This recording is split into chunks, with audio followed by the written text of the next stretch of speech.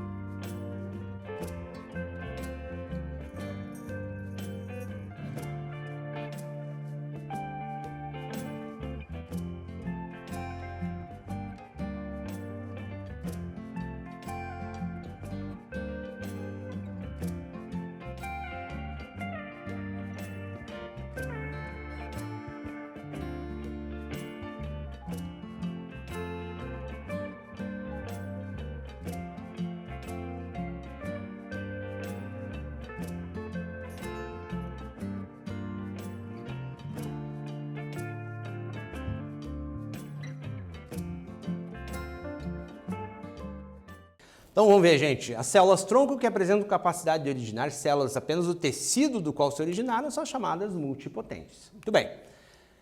Falando de clonagem agora, gente, nós temos um conceito de clonagem muitas vezes assim limitado a um tipo apenas, mas a gente vai ver que tem outros tipos, várias situações que devem ser analisadas aqui.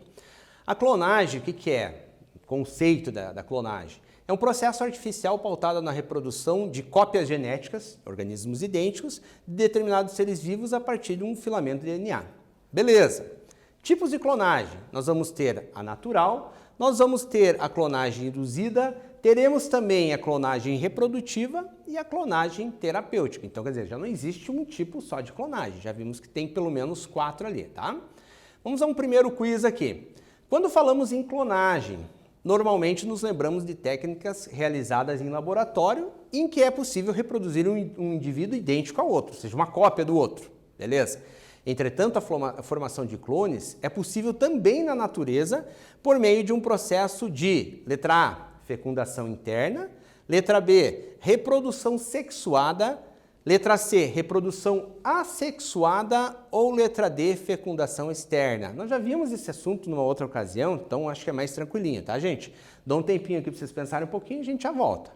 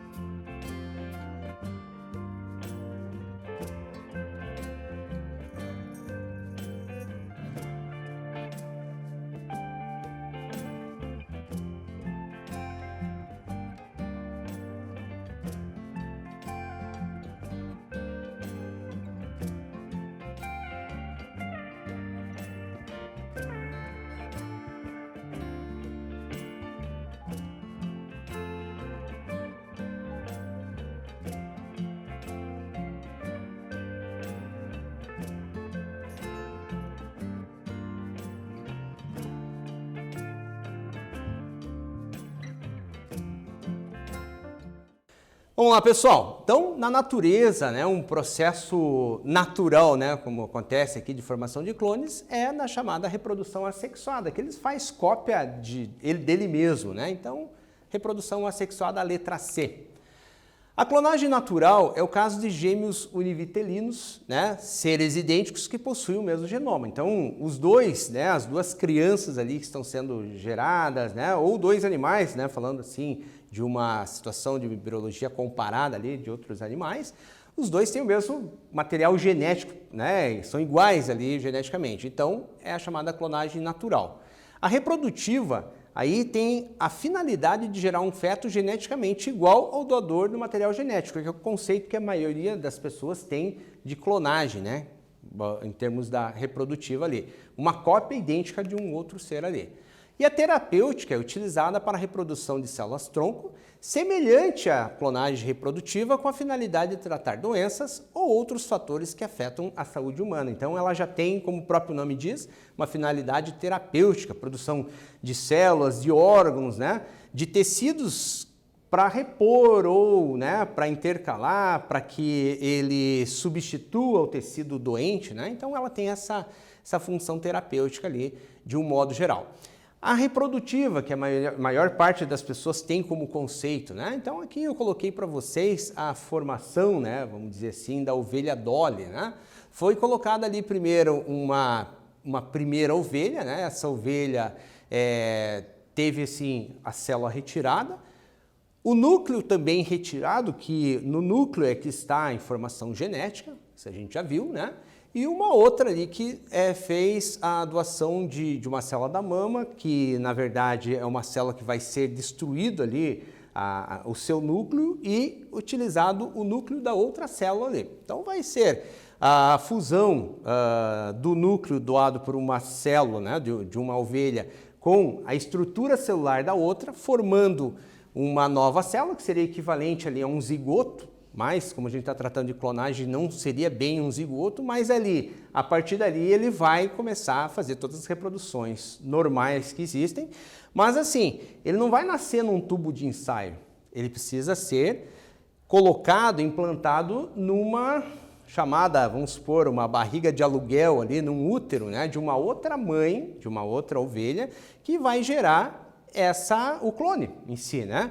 A cópia é idêntica de uma das doadoras, tá? Que doou o núcleo, e disso surgiu a primeira ovelha clonada, chamada ovelha Dolly, né? Tiveram outros experimentos depois, inclusive aqui no Brasil, tiveram outros experimentos anteriores também, mais simples, com clonagem, né? Então teve bastante experiência nesse sentido ali, ok?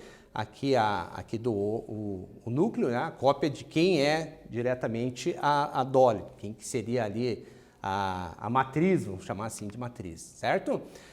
Vamos a outro exercício, um quiz agora, gente. Apesar do que muitos pensam, a clonagem não é utilizada apenas com a finalidade de gerar um indivíduo idêntico ao que originou. Algumas vezes ela é realizada para produzir células-tronco para o tratamento de algumas enfermidades. Esse último tipo de clonagem é conhecido por, essa é bem tranquilinha, hein? Letra A, clonagem natural. Letra B, clonagem reprodutiva. Letra C, clonagem induzida, ou letra D, clonagem terapêutica. Vejam bem, gente, utilizado para o tratamento de algumas enfermidades. Essa é bem tranquilinho, mas assim mesmo eu dou um tempinho para vocês resolverem e a gente já volta.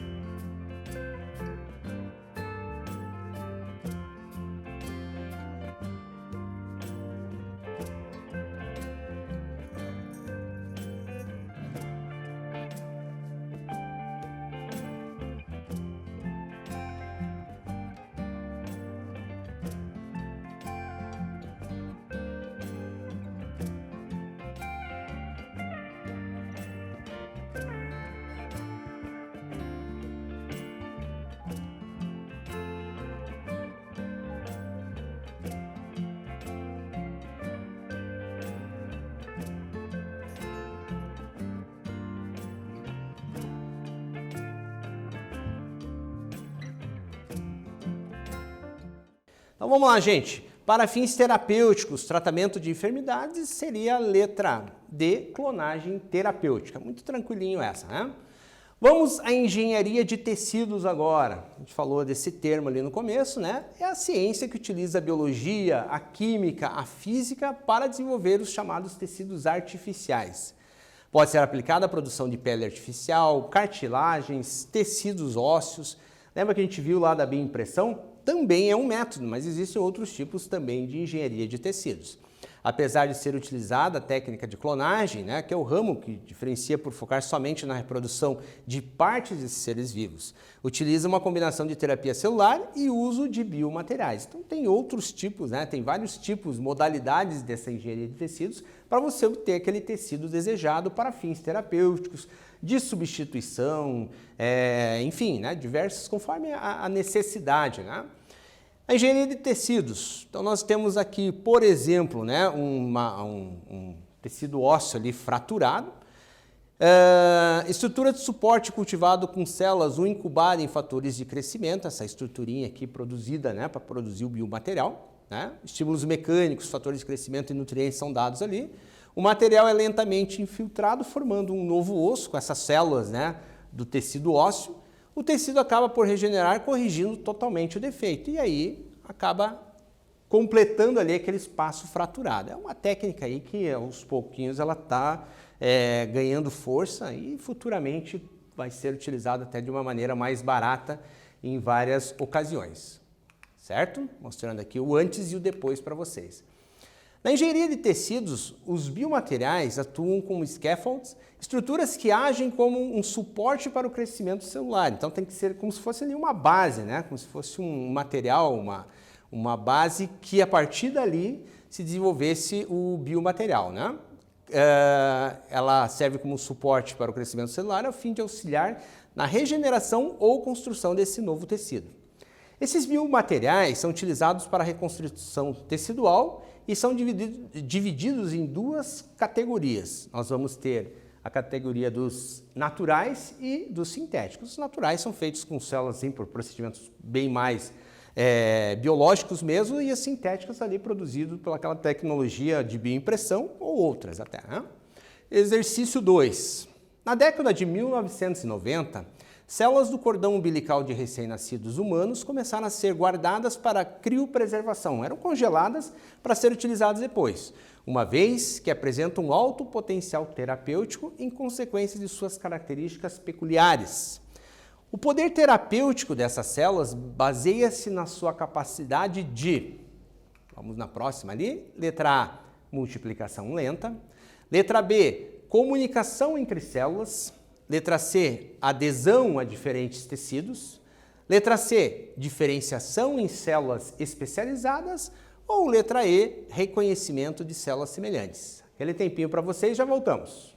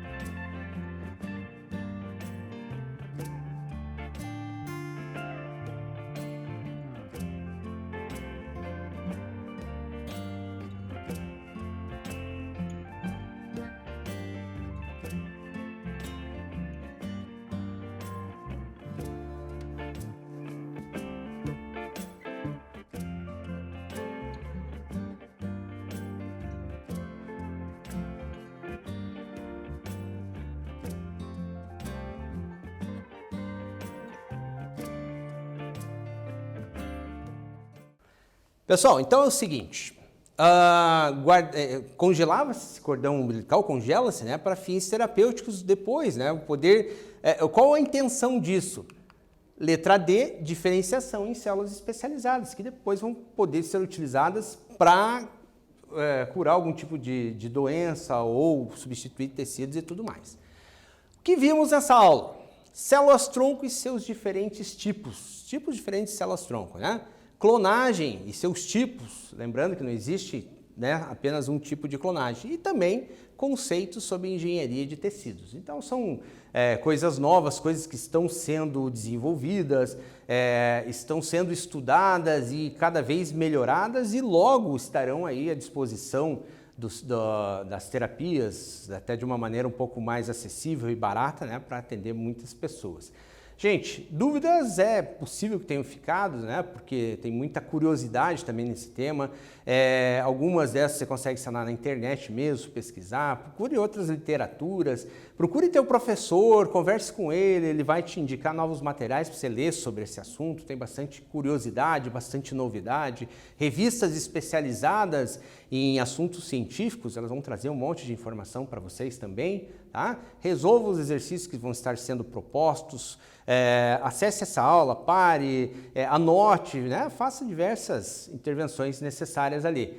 E também, se você não tiver acesso ao material da internet, assim, na própria escola, vão ser disponibilizados os materiais, você pode buscar, resolver em casa, teu professor depois vai corrigir, vai lançar sua nota e assim vai indo. Tá bom, gente? Qualquer coisa, estamos à disposição. Até uma próxima.